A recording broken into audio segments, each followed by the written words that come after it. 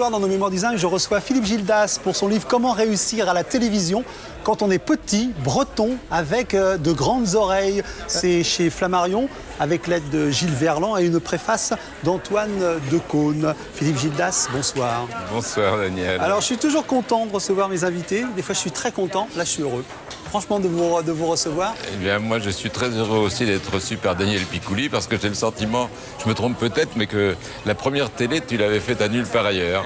Eh oui, alors donc je présentais la météo et ce qui s'est passé, il y a une formule que vous avez prononcée que j'ai conservée et que tous les techniciens me rappellent. Est-ce qu'on a dit à ce garçon qu'il n'avait qu'une minute? Parce que j'ai dû en faire 8 ou 10, on a supprimé les déchiens. Voilà, donc c'est ce très très bon souvenir que j'ai avec vous. T'as lu le livre? Ah bah oui.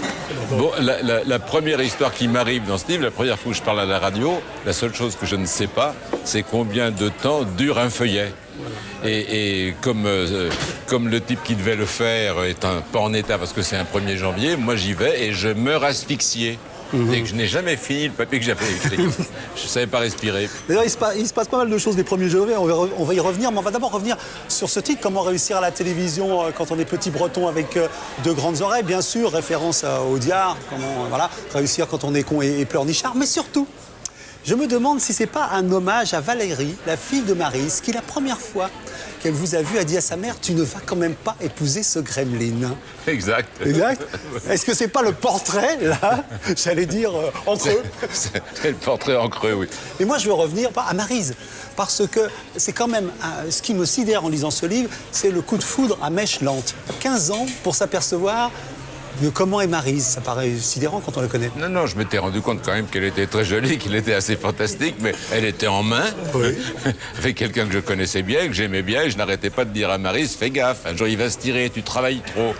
Et à quoi elle me répondait, et toi alors? Bon, donc à nous deux, on travaillait beaucoup. Dans cette histoire, bien sûr, comme je l'ai dit, hein, c'est vraiment en filigrane toute l'histoire de la radio et de la télévision. Tu sais, Daniel, ce qui m'a étonné, c'est comment la radio puis la télé, ça a évolué sur 30 ou 40 ans. Bien sûr, après, il y a même le choc, les radios libres qui vont booster tout ça. Enfin, tout ça est... Ou le choc de nulle part ailleurs. De nulle part ailleurs, bien sûr. Parce que le mélange des genres, c'était pas une chose courante. Oui, surtout que Canal+ était en train de sombrer à l'époque. Il faut reconnaître que le début de Canal+, n'était pas aussi glorieux qu'on pourrait l'imaginer. Sauf que moi, j'ai eu de la chance parce que j'avais fait le top 50 pour Europe 1. J'ai réussi à placer ce top 50 comme première émission sur Canal+. Et il va rester quand même en place, le top 50 avec Marc Toresca, les petits clous, tu te souviens de ça? Pendant 7 ans et demi ou 8 ans. Donc, j'étais pas là au début quand c'était tragique. Et j'essayais d'aider mon copain Lescure parce que vraiment, ça a failli se casser la gueule. Mais Vivolta, alors, qu'est-ce que c'est comme entreprise à la base? Quelle envie il y a derrière ça? À Vivolta, l'envie, c'est de faire une chaîne, effectivement, pour les plus de 50 ans. Hein? Et l'erreur, c'est de ne pas avoir compris que les agences de pub ne sont plus des agences de pub, mais des agences médias aujourd'hui. Et comme elles tiennent le marché, y compris leur annonceur, qui n'a plus le droit à la parole, eh bien, j'ai eu tort de vouloir aller chercher de l'argent là où il est, hein, c'est-à-dire chez ceux qui sont à la retraite aujourd'hui, qui eux auront vraiment de belles retraites. Et les agences médias ont fait barrage complet. Et donc Vivolta a eu beaucoup de mal à démarrer. Deuxièmement, on s'est rendu compte que sur l'audience, en réalité, c'est les femmes de plus de 35 ans. Donc maintenant, on a complètement revisité. On fait les femmes de plus de 25 ans et on a quasiment triplé dans les 4 derniers mois. Oui, alors, bon, à l'occasion de Vivolta, il y a un petit râteau à Drucker qui n'a pas été clair sur est-ce qu'il voulait venir, est-ce qu'il voulait pas venir. C'est lui qui a l'idée. Il me dit, moi je sais pas faire ça, on monte une équipe. J'ai monté l'équipe et à la fin il nous a laissé tomber parce qu'en fait il n'avait pas le temps, c'est clair, mais il aurait dû me le dire. Voilà, alors dans cette énumération de conditions qui normalement ne menaient à l'échec, il y a Breton. Mais aussi les Bretons ont leur franc-parler. Et il y a dans ce livre son franc-parler à l'égard d'un certain nombre même d'animateurs. Enfin, par exemple, Laurence Ferrari, ça ne va pas du tout. Ça, vous avez quand même sur elle... Non, c'est pas sur elle. C'est dans le principe. Je trouve que c'est fou aujourd'hui.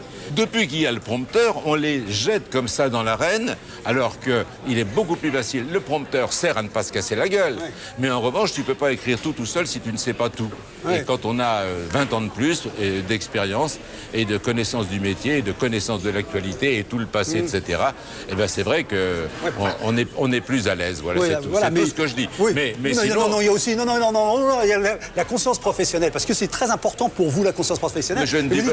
Quand elle reçoit Frédéric, elle n'a pas lu le livre, quand elle reçoit... Mais justement, non, mais elle a le droit de ne pas le lire, hein, parce que non, mais elle a le droit de ne pas le lire, dans la mesure où c'est un journal quotidien, elle peut ne pas avoir eu le temps. Là, ils ont prévenu l'après-midi qu'ils allaient avoir Mitterrand. Mais l'erreur, comme ce bouquin est sorti depuis longtemps, c'est de le dire. Elle n'avait qu'à lui poser tout simplement sa question. C'est uniquement ça que je dis, c'est purement technique. Mais moi, c'est ce que j'aime aussi dans ce livre, c'est qu'à partir de ce que j'appelle ces petits râteaux, c'est-à-dire c'est une façon de se situer.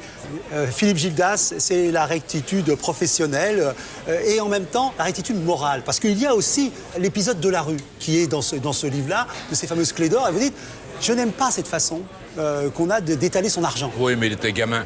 Oui. Je lui ai dit, hein, il est d'accord. Il est d'accord sur le fait que bon, il y a des moments où on se laisse emballer à la télévision. Donc, c'est vrai que c'est le moment où il est passé c'est un extraordinaire professionnel, hein, hyper doué. Et donc il est passé, il était très gonflé, très audacieux depuis toujours. Et à un moment, quand il a vraiment réussi, c'est pour ça que je raconte les deux bouts de l'histoire. La première fois, on le voit, on est un jour, on aura ta place. Après tout, ça nous fait rire plutôt. Et puis à la fin, où là, il met ça sur la table. Et c'est vrai que c'est la consécration pour lui. Pas cette clé, elle est symbolique, mais c'est le fait qu'il passe tout d'un coup dans les grandes chaînes. Voilà. Et donc je dis, il va se casser la gueule. C'est vrai qu'il faut être modeste. Hein.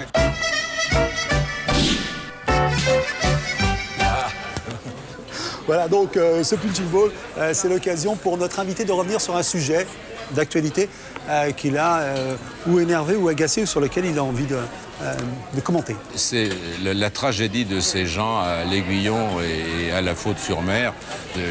Tempête.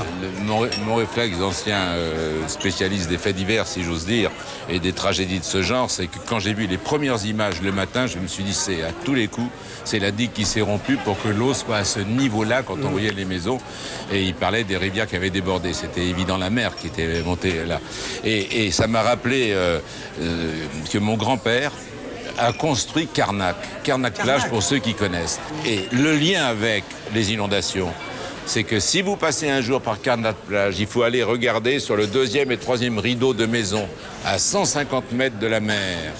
Et dessus, il y a Jamette. C'est le nom de mon grand-père. Toutes celles qui sont entre les maisons Jamette et la mer, elles ont été construites depuis 70 ans. Elles sont inondables ? Elles sont peut-être pas inondables, mais c'est la trouille de voir l'océan un jour passer par-dessus la plage et venir inonder les maisons. Et mon grand-père, quand il avait déjà plus de 90 ans, nous a emmenés un jour tous en famille dans la presqu'île de Quiberon. Et il voulait absolument aller voir la côte sauvage. Et il a été effaré en arrivant sur la côte sauvage. Il y avait une maison construite. Et il a dit, tu n'habiteras jamais là, d'un doigt menaçant. Parce que jamais personne n'avait construit sur la côte sauvage. Alors là, c'est ça qui est inondable. On n'écoute pas les anciens en plus. Non, mais surtout, on ne veut pas comprendre. Alors là, c'est le journaliste qui va reparler. Quand il y a Vaison-la-Romaine, il y a quand même 40 ou 50 morts en zone inondable. Quelques années plus tard, en Corse, il y a pratiquement tous les 2 ans, il y a une inondation des fleuves corses, là. Et à chaque fois, on découvre qu'il y a des maisons qui se sont construites dans le lit de la rivière. Et là, c'est quand même tragique, c'est scandaleux, c'est un vrai cri de colère. On n'a pas le droit de faire ça à ces gens qui ont payé pour avoir une maison pour la fin de leur jour. Ça, la fin de leur jour, elle est venue beaucoup plus tôt que prévu. Hein. Voilà. Ah la vache. Ah oui, alors ce petit coup de sifflet, c'est l'occasion pour nous d'exhumer une critique pas très agréable à l'égard de notre invité, mais notre invité adore ça en général. Oui, voilà, je sais. C'est dans Libération. Alors, Isabelle Roberts et Raphaël Garrigos. Voilà, c'est du 15 décembre 2007 et ça fait référence à Vivolta. Donc, le titre, Plus près de toi, mon vieux. C'est un jeu de mots. Péril. Ils nous envahissent, sont plus riches que nous, gagnent chaque jour un peu plus de terrain cathodique et maintenant, ils ont une chaîne rien qu'à eux, Vivolta. 30 millions d'amis avec Mabrouk, Vivolta et Philippe Gildas. Totem en même temps que cœur de cible, 72 piges, le pépère tout de même, c'est une appréciation. Gildas sur Vivolta est parfait. Et en pull, lundi à 8h45. Habillé d'une petite laine, il ouvrait l'antenne avec son magazine quotidien Gildas & Co. Genre de talk show, de l'actualité, des vieux, entre jeux vidéo pour muscler son cerveau, gym chinoise et téléphone à grosse touche. Et c'est hein, ils ont fait des efforts. Mardi, pull. Et dans son pull, Gildas campe le vieux grincheux, avec un naturel qui force l'admiration. Il ronchonne, radote, morigène, la chroniqueuse qui agite trop vivement le DVD devant la caméra. Faut pas faire ça. Et ne comprend rien aux innovations technologiques que lui présente Jérôme Bonaldi, complice de toujours. Car oui, Gildas & Co est une reconstitution de nulle part ailleurs dissous. Joli ça. Gildas en convient. C'est, confie-t-il la Libération, du Canal+, d'il y a 10 ans, sans l'esprit potache. Merci Philou. Dit comme ça, tout de suite, ça fait envie. Voilà, donc petite critique, je rappelle, de Isabelle Roberts et Raphaël Garrigos. C'était pas de la peine de se mettre à deux, hein, j'aurais pu les aider. Hein, c'est pas... Bon. mais Il y en a eu beaucoup, comme ça sur le... non, il y en a eu sur les vieux, oui. Ils ont absolument voulu nous traiter de chaîne des vieux. Tant mieux. C'est vrai que j'ai l'âge, moi, mais Bonaldi un petit peu aussi. Mais le but n'était pas de mettre des vieux pour ça, parce qu'à côté de ça, ce qu'ils n'ont pas dit, c'est que les filles, elles avaient entre 20 et 25 ans. C'est hein, vrai. et encore plus aujourd'hui. Non, mais c'était pas faux du tout. Ça a plutôt bien marché, d'ailleurs, contrairement à ce qu'ils croient. J'aimerais bien, pour Libé, que j'adore, j'aimerais bien que Libé trouve aussi rapidement la solution à leurs problèmes. Car ça serait très emmerdant si le journal disparaissait quand même. Oui, bien évidemment. Moi, j'ai travaillé à Combat, on regardait Libé avec envie à l'époque parce qu'on se disait il va peut-être mourir avant nous. Ah oui? Oui, il a dit, ce qui est arrivé d'ailleurs. Ouais. Mais là, c'est une résurrection. Donc sauvez-le, s'il vous plaît. Vous aviez cru que c'était Défense de filmer la drogue qui avait écrit là-haut. Non, c'est de fumer la drogue. On peut la filmer, pas de problème. Alors donc, où Philippe Gildas a-t-il envie de nous emmener avec cette caméra? Quel moment, quel souvenir lui vient comme ça, presque spontanément à l'esprit ou des choses qui sont ressorties en écrivant ces livres? Il y en a beaucoup. Moi, j'ai 3 fils.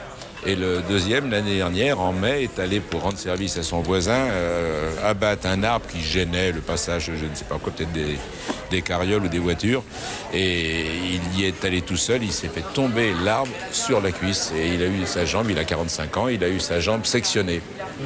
Mais là où l'histoire est belle, c'est d'abord que l'arbre lui a sectionné la jambe, mais en même temps, il a écrasé complètement et évité l'hémorragie. Sinon, il serait mort parce qu'il ne pouvait pas sortir. Il a maintenant une prothèse, il s'en sert très très bien. Les toubibs lui disent qu'il faut quand même qu'il y aille doucement parce qu'il ne va pas quand même gagner le 100 mètres. Mais ce qui est formidable, c'est que ce fils avait commencé à réhabiliter, il a un gîte rural, il a 3 enfants, et il avait commencé à réhabiliter un village entier à la limite de la Creuse et du Puy-de-Dôme. Et il y a maintenant 12 familles. Eh bien, lors de cet accident, il a instantanément touché les dividendes. Ce sont tous les voisins, ces nouveaux voisins, qui sont venus l'aider et qui ont fait travailler tout l'été le gîte rural. C'est beau quand même. Son prénom? Voilà, il s'appelle Hervé. Bon, on le salue. On le salue et c'est un type assez formidable, vraiment. Chapeau.